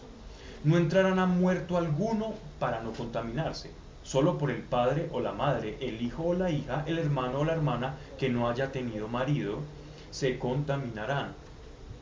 Verso 26. Después de su purificación contarán 7 días. Y el día en que entren en el santuario, en el atrio interior, para oficiar el santuario, ofrecerán su expiación, dice el Señor. Es decir, los sacerdotes, cuando muera alguien de su familia y todo eso, van a tener que retirarse para poder tener ingreso. Necesitan un periodo de purificación y de santificación. Porque siempre son 7 días. Porque el 7 es la creación. Recuerden que la numerología bíblica, cuando digo numerología no me refiero a la numerología de las de libretica de supermercado. Me refiero que toda la nomenclatura, la numerología bíblica se hace con base a los días de la creación, ¿cierto? Donde el 7 representa el día de reposo, el día de Dios, el día de un ciclo de creación. Por lo tanto es lo perfecto: 70 veces 7, 7 esto, 7 el otro. El 4 y el 40 en las escrituras, por ejemplo, simboliza una generación o una vida, o la madurez. Vida, madurez o generación. La madurez de Moisés, cuando Dios lo llama, 40 años. ¿Cuánto tiempo pasó el pueblo de Israel en el desierto? 40 años. O dice, y también, y Jacob y todo, vamos a ver en la vida de ellos el 40, que significa madurez, proceso, porque la madurez implica un proceso, o una generación. El 40 nos da eso. El 6 es un número que se utiliza para el hombre, para definir todo lo que concierne al hombre. Y de ahí ya extraemos el 666 como el número de hombre, y el número de un hombre exalzado a la potencia de Dios, el hombre que se hace Dios a sí mismo y que se desprende de toda necesidad de Dios. El anticristo. Exacto. Sí, el anticristo, exacto. En cuanto a su heredad, seré yo. ¿Por qué su heredad seré yo? Recuerden que los levitas, en la repartición que hace Jacob, que hace Dios y Jacob cuando está en el lecho de muerte, los levitas no tenían tierra que trabajar o que labrar, porque sus ocupaciones no les permitían tener otro tipo de trabajos o ingresos. Por lo tanto, los levitas ellos devengaban del diezmo de las demás tribus. Entonces, ¿qué es la heredad? Ustedes no tienen tierra, su tierra soy yo. No les daréis posesión en Israel, pues su posesión seré yo. Se alimentarán de las ofrendas, de los sacrificios por el pecado y por el delito, y será para ellos cuanto en Israel se ha dado al anatema. El anatema, recuerden la ley del anatema, se utilizaba también como los botines de guerra. Los botines de guerra eran consagrados al anatema, es decir, cosas que pertenecen a Dios. Verso 30. Las primicias de todos los primeros frutos de toda suerte, de cuanto ofreceréis, serán para los sacerdotes, y daréis también a los sacerdotes las primicias de vuestras masas, para que en vuestras casas repose la bendición. Es decir, este acto en el que el sacerdote se dedica al pueblo y al ofrecimiento, a ser oferente y a ser mediador entre el pueblo y Dios, va a traer bendición para aquellos que también están dentro de la ordenanza de Dios. Por eso dice, y eso es lo que dice Malaquías, pero que algunos ya lo llevan a un extremo inadecuado. Serán para los sacerdotes, y haréis también los sacerdotes las primicias de vuestras masas, para que en vuestras casas repose la bendición. O sea, la bendición es una consecuencia del caminar con Dios. No comerán mortecino alguno, ni desgarrado, sea ave o bestia. Dejemos aquí, llegamos a las 9:30, y ya para la próxima charla yo creo que, no sé si estaremos terminando. Versículo 44, ¿qué? Ya terminamos, vamos a empezar el 45. Sí. Vamos a seguir con las disposiciones y ya vamos yéndonos a un libro, ya que estamos terminando Ezequiel, vamos a ir buscando un libro del Nuevo Testamento que podamos iniciar. Podemos ver una carta que no sea muy extensa, porque en Romanos también nos quedamos como 7 meses. La carta de Santiago ya la vimos. Ya la vimos. Porque la idea sería ver una carta apostólica y una epístola, y después de pronto empezar otra vez nuevamente con Apocalipsis, porque veo que hay forma. Bueno, ¿y por qué no vamos de una vez para allá, Pablo? Porque ya nos quedamos, es decir, en Apocalipsis se nos va por ahí hasta febrero del próximo año. Sí, es que sí. Sí, entonces ver otra carta como para... Porque ya Apocalipsis ya es un tema más denso y nos va largo. Nosotros nos demoramos casi un año enseñando Apocalipsis. Bueno, uno no enseña la Biblia, uno la vive, pero hablando de Apocalipsis. Bueno, muchas gracias, Padre. Te damos a ti, Señor, por tu amor, por tu presencia. Que ninguna cosa que se haya dicho acá, Señor, que no esté de acuerdo a tu voluntad, Señor, erradíquela, Padre, sáquela de nuestra mente y que no vaya a nuestro corazón. Mas si es para la edificación y el conocimiento de quién eres tú, Señor, entonces que no solamente haga raíz en nuestro corazón, sino que se transmita en obras de verdad. Gracias, Padre, porque has hablado y porque hay signos que has dejado, Señor. Hay huellas, hay un derrotero, hay un propósito en tu creación y en tu palabra, para que nosotros, que creemos y conocemos y hemos visto tu eficacia, reconozcamos en el tiempo prudente y sepamos discernir los tiempos, y ayúdanos también a no ser incircuncisos de corazón ni simpatizantes del Evangelio, sino que en nuestra vida, Padre, en el nombre de Jesús, encarnemos el mensaje de tu Hijo Jesucristo, Señor, y podernos llamar de verdad cristianos. En el nombre de nuestro amado Señor Jesucristo. Amén. Amén. Gracias, Pablo. Gracias, Pablo. Muy bueno. ¿Sabes qué me da pena?